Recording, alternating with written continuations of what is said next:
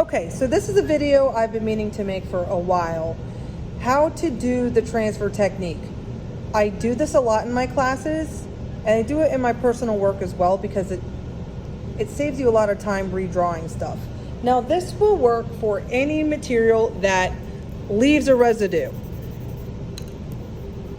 So a graphite would work, chalk would work, pastel works, graphite works. The only thing I really know of that definitely doesn't work is colored pencil does not work for this technique, but graphite, chalk of any type, oil pastel, as well as chalk pastel, any soft medium works well for this. So what you'll do, when you have a finished artwork, this is a contour drawing, you will shade on the back of your artwork in the material that I tell you. For this assignment, we usually use graphite, so we'll use just a number 2 pencil.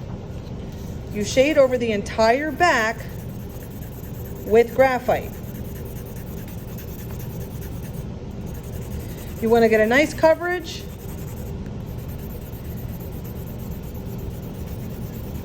And a nice moderate pressure. I'm not pressing so hard though that it rips the paper. But you're going to shade over the entire back, the whole part. Then what you'll do is you will get your fresh paper. This works on other materials than just paper. We will most often use paper though. So paper now goes on the bottom, our fresh new paper for our finished product.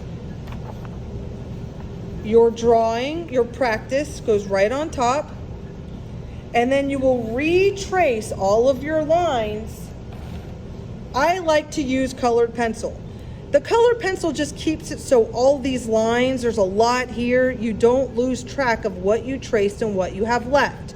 You can clearly see where your lines are, where you need to go. So if you have a very detailed image, you don't have to worry about losing track because we are human and we make mistakes. This really helps you see what you've traced and what you have left.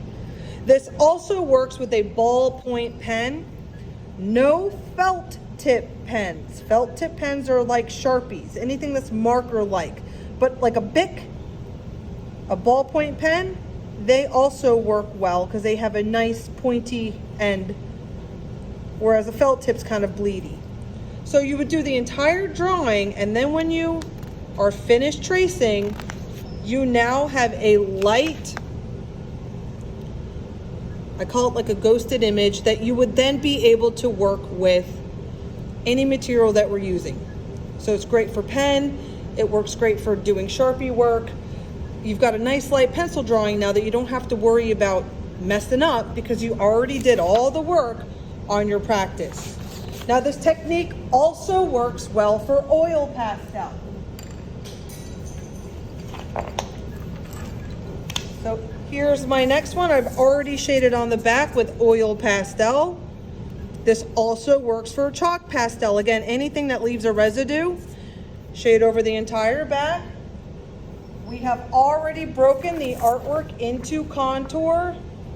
We have our new paper. This also works on colored paper. You would just want to make sure the color that you choose on the back can be seen on your new color of your paper. So paper goes down. It lines up. And then you trace over.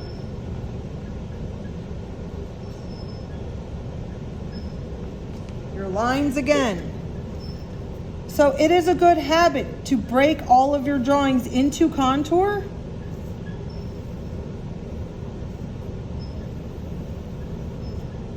Because it translates into almost any medium easily. So then again, you trace over using a colored pencil. The color does not matter. It's just so you can see your lines and what you have left to do.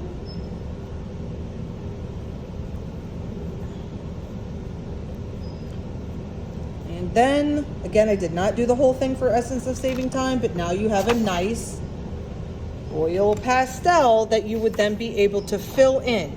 So you've already done all the work on your sketch, and then you don't have to worry about messing it up on your final because you've refined it and did it already.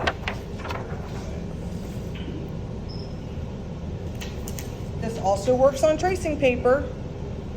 The only trick with tracing paper is that you do see through it. So I'd recommend using, you could use chalk pastel, again, that you can see. Graphite also works. You just want to stick to shading in the areas that you see. So you can see through it already, so I'm not going to do the entire back. I'm just going to put it where I can see the lines through the tracing paper. Now on solid paper, you won't be able to do this. But for this, it does work out well.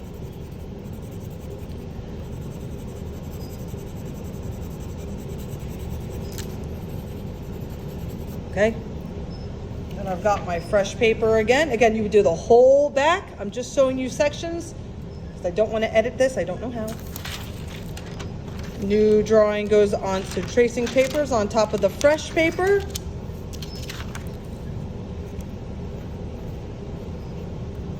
Now this was a positive and negative space example. And then I trace again with the colored pencil using a nice moderate pressure.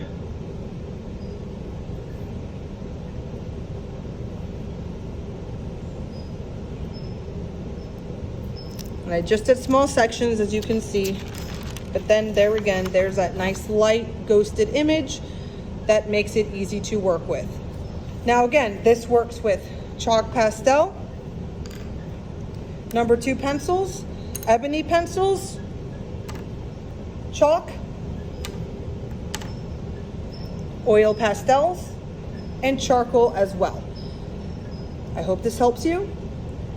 This can transfer onto canvas, it can transfer onto paper, board, wood, cardboard, whatever you're working on. This is a great method to help you get your sketches onto your final work surface easily and accurately.